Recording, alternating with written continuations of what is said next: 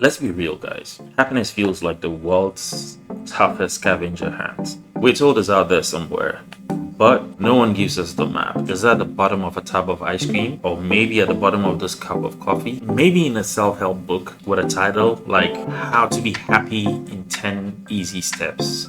Spoiler alert, it's not. What we're going to try and do today is to dive into why happiness feels so hard to pin down, what science says about the pursuit of happiness. I'm not talking about Will Smith's movie, and how our modern world might be making it even trickier to find. Oh, I'm going to try and sprinkle in some laughs along the way, because if you can't laugh about it, what's the point? First things first, what is happiness? Well, in the world of psychology, they would say happiness is described in two ways: hedonic, whatever it's called, type of happiness, and this is that pleasure-based kind of happiness. The joy of eating something that you like, binge watching your favorite show, like somebody I know, and finding probably, I was gonna say $5, but maybe something more. Let's just say $100 in your pocket or your wallet. And then there's this other type of happiness. I had to look at how to pronounce it. Eudaimonic happiness.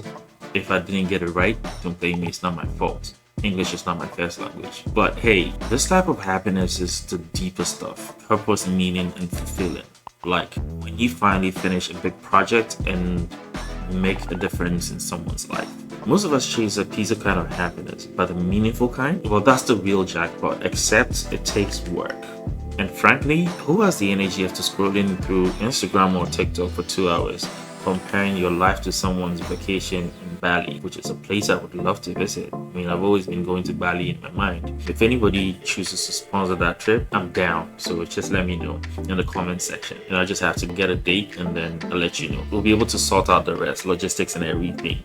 But yeah, on a serious note, here's where things get interesting. Scientists have found that the more we chase happiness, the harder it is to actually find it. And they call it the happiness trap. It's like when you're trying to fall asleep and you keep thinking, why am I not asleep yet? And suddenly it's 3 a.m. and you're Googling how to trick your mind into sleeping. The reason I'm laughing is because yesterday I was out till about just around the same time, about around 3 a.m. I was lying in bed and then like trying to figure out why I wasn't sleeping yet, and knowing that I had to wake up early this morning to try and then shoot this video. If you ever watch this, forgive me if I mess your name up, but then Dr. Iris Mouse, a psychologist at UC Berkeley, found in her research that people who place a high value on happiness often feel worse because they set unrealistic expectations. So if you are out there thinking, I'll be happy when I get that job, that house, that relationship, you might be setting yourself up for disappointment. But I'll just say this: look, I will be happy when I get that boatload of cash that I've been wanting to have. There are a couple of things that I know would make me happy, but then they all require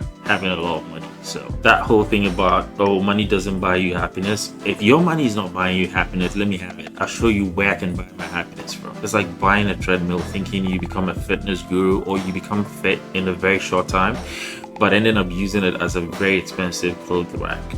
I know someone who got a treadmill and then all it collected was dust. I'm not going to mention names, but if you watch this, you know yourself. But realistically, happiness doesn't work like that. I'm still trying to understand what happiness is anyway.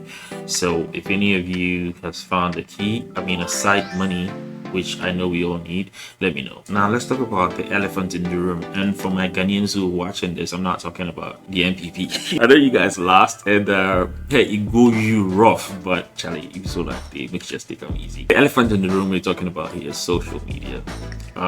We've all been there.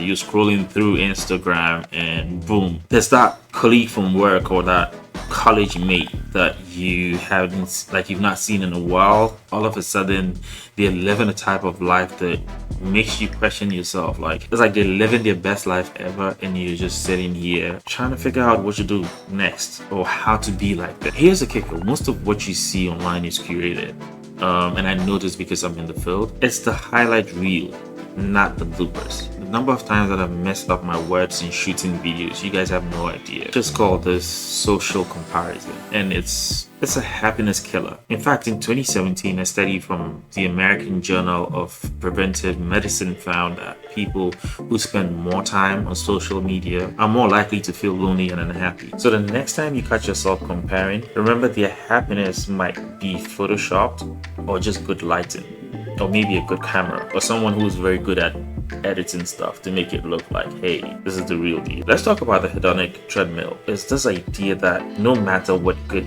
things happen to us, like winning the lottery, landing your dream job, we eventually return to the baseline level of happiness. Think of it like upgrading your iPhone 15 Pro to a 16 Pro. It feels amazing for a week or maybe 2 weeks, but then it's just a phone again after that period, and everything just seems like the previous phone. That's not to say don't get it if you can. If you can afford it, by all means go ahead and then get it. Or remember when you thought getting a fancy coffee maker would make you feel like a barista? Now it's just taking up corner space in your kitchen somewhere while you still end up at Starbucks. Same thing, here's a tough pill to swallow. Modern life might actually be sabotaging our happiness.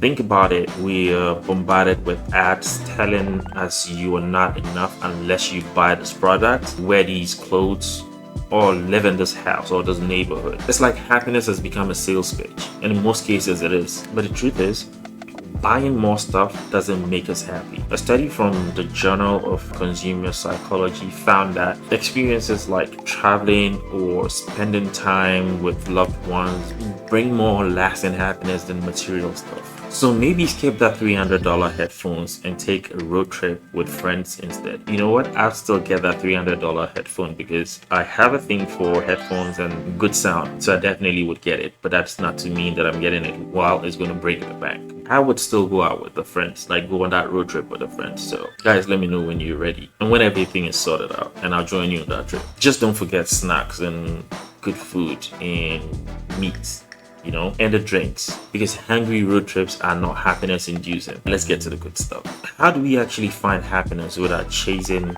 our tails? Here are some research-backed tips. I didn't come up with them, research did. So if they don't work for you doesn't mean that they don't work for others. Studies show that practicing gratitude can boost happiness significantly. And they suggest that you try writing down 3 things you're grateful for each day, like coffee, Netflix, and the fact that your neighbor stopped playing that nonsense music. 2. Second would be building relationships. Harvard's famous 75-year study on happiness found that strong relationships are the biggest predictor of long-term happiness. So call that friend you've been meaning to check up on. I've got a couple that I have to reach out to after this video. Number 3, live in the moment. Mindfulness is more than a buzzword. It's a proven way to reduce stress and increase joy. The next time you eat a cookie, savor it. Don't just hate it like it's the last one on earth.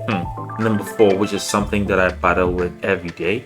Stop chasing perfection. Just remember that life is messy. Sometimes the happiest moments come from unexpected places. Like that one time that a friend planned to cook you a meal and ended up putting too much salt or made it too spicy, and it created a happy moment. You guys laughed about it and life went on. That is a form of happiness, not when everything goes perfect. But here's the big takeaway. Happiness isn't a destination. It's a byproduct of how we live. It's not about achieving some perfect state where everything is rainbows and puppies or kitties or whatever it is that tickles your fancy. It's about finding joy in the little moments, embracing that messy part, embracing the errors you encounter anytime you try to do something or you get something done, and letting go of the idea that happiness means always being happy. So what about you? What's one thing that genuinely makes you happy? Whether it's big, small, or completely ridiculous? Let me know in the comment section.